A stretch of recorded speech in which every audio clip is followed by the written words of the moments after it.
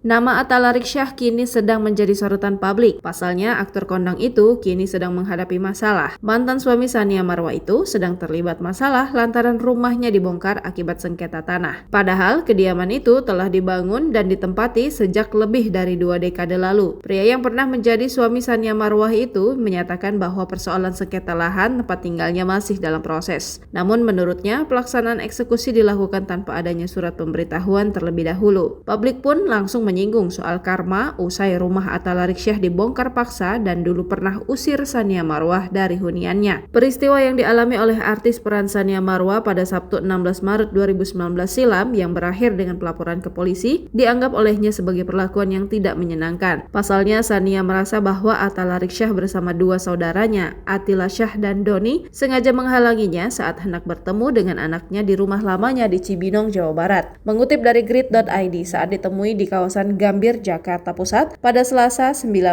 Maret 2019 silam, ibu 2 anak ini mengaku tidak mengerti alasan mengapa mantan suaminya tersebut sangat membencinya. Menurut Tsania, sejak perselisihan perceraian pada 2017, dia sama sekali tidak diperkenankan bertemu dengan kedua anaknya. Harta berupa mobil, tas, sepatu, dan barang berharga lain masih tertinggal di rumah itu, sehingga ia merasa justru diposisikan sebagai pihak yang dirugikan.